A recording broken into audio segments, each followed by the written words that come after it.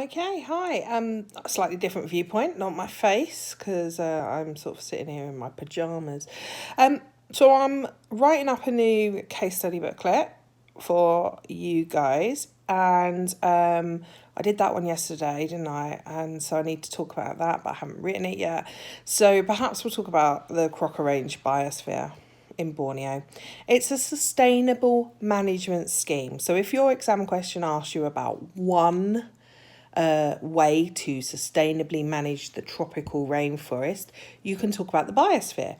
Yeah, it does lots of things, but the biosphere itself is just one way. Okay, so in 2014, in Borneo, it's the island of Borneo, which is in the country of Malaysia, was designated as a biosphere reserve, a UNESCO biosphere reserve. That stands for United Nations Educational, Scientific and Cultural Organisation. And it has three areas: core, buffer, transition. Okay. People still live here. Think of this. This isn't like a little nature reserve down the end of your road. Okay. This is a huge, massive area. So it still has people living in there, human settlements. No one's in the core area though. In the core, you've mainly got research. Okay. It's 120 kilometres north to south and 40 kilometres east to west. It has a variety of tropical rainforest plants. And the reason we're protecting this area of tropical rainforest is because it's tropical rainforest in a mountainous region. Okay, so you've got lowland forest below 300 metres to cloud forest higher than 1,500, making it a unique ecosystem where it has endemic species that can only be found here.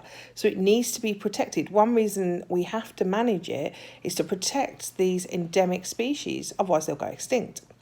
The highest temperature is 32 degrees, the lowest is 20, annual rainfall is 3,000 millimetres and above, so typical tropical rainforest. How valuable it is? Well, it's home to endangered species, such as the orangutan and the clouded leopard. Okay, the clouded leopard is endemic. You can't find clouded leopards anywhere else. And there's thought to be less than 10,000 left in the wild. Now, it's very... what am I doing?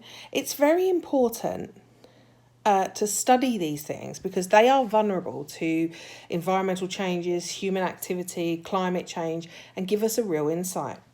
Now, the Biosphere Reserve follows the typical concept. Okay, the core area is 3 legally protected forest reserves covered in natural vegetation, strictly for long-term research projects, environmental education, and tourism of an eco kind.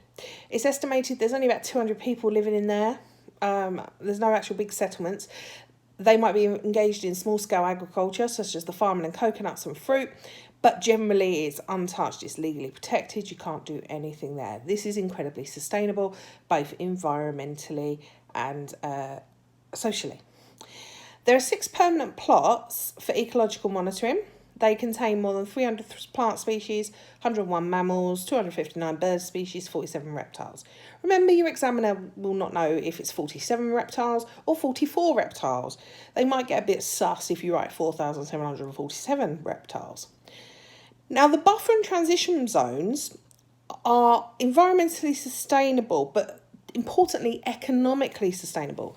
They allow the people who live there to farm palm oil and rubber on plantations while observed carefully. So they're farming it in a sustainable way. The villages there, it allows hunting, so it's socially sustainable because it still allows them to take part in their cultural traditions, and they can hunt wild pigs, squirrels and birds. Ecotourism brings money into the area as well, so that provides economic sustainability, provides jobs for the people who live in this area as tour guides or hotel cleaners and things like that. 4 minutes 26 seconds.